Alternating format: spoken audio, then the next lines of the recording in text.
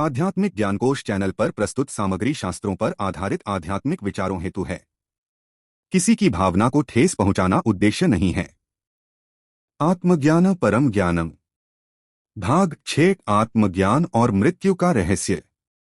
वेद उपनिषद गीता के अनुसार यह प्रवचन मृत्यु भय को जड़ से काटने वाला है। उपनिषद का सबसे रहस्यमय और करुण संदेश यही है। ओम सह नाववतु सह नौ भुनक्तु सह वीर्य करवावहै तेजस्विनावधीतमस्तु मा विद्विषावहै। हे परमात्मा, हमें मृत्यु के भय से पार ले चलो और सत्य का साक्षात्कार कराओ। इसी मंगल भावना से आज के विषय का आरंभ करते हैं।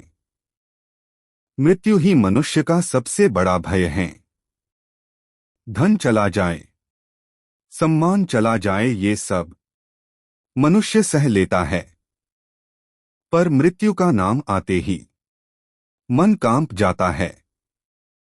उपनिषद कहते हैं, मृत्यु से डरने का कारण मृत्यु नहीं, अज्ञानता है। मृत्यु क्या है? कठोपनिषद में यम और नचिकेता संवाद हुआ था। न जायते म्रियते वा कदाचित नाय भूत्वा भविता वा न भूयः।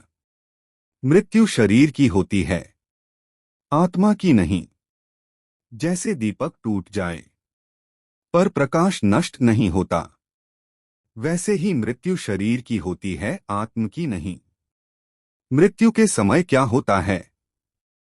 उपनिषद कहते हैं, प्राण निकलता है, मन सूक्ष्म शरीर के साथ रहता है, आत्मा साक्षी बनी रहती है। बृहदारण्यक उपनिषद स यथा कर्म कुरुते तथा भवति। जैसा जीवन वैसा संस्कार। मृत्यु के बाद की गति कैसी होती है जान लेते हैं। ज्ञानी की गति छांदोग्य उपनिषद कहते हैं, ब्रह्मविद ब्रह्मैव भवति। ज्ञानी के लिए आना जाना समाप्त। अज्ञानी की गति वासनाओं में लिप्त रहने के वजह से पुनर्जन्म होता है और कर्मानुसार भोग योनि में भटकना पड़ता है। 84 लाख योनियों में भटकते भटकते जब परमात्मा कृपा करते हैं तो मानव तन को प्राप्त करता है। मृत्यु अंत नहीं, पर अज्ञान का ये चक्र है। मृत्यु भय क्यों होता है? भय किसे लगता है? शरीर को, नाम को, रिश्तों को, पर आत्मा इनसे परे है। क्योंकि आत्मा अविनाशी है, उसका कभी नाश यानी कि वो शक्ति नष्ट नहीं होती।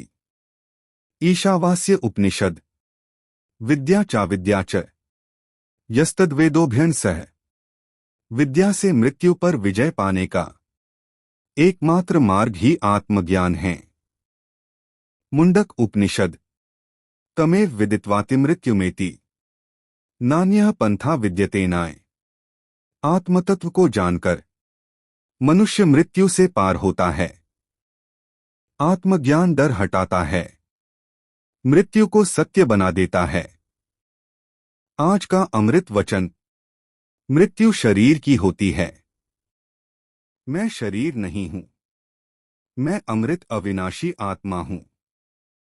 जिसने स्वयं को जान लिया, उसने मृत्यु को जीत लिया। अगले भाग में हम जानेंगे भाग 7 आत्मज्ञान और कर्म क्या है और क्या कर्म करना आवश्यक है।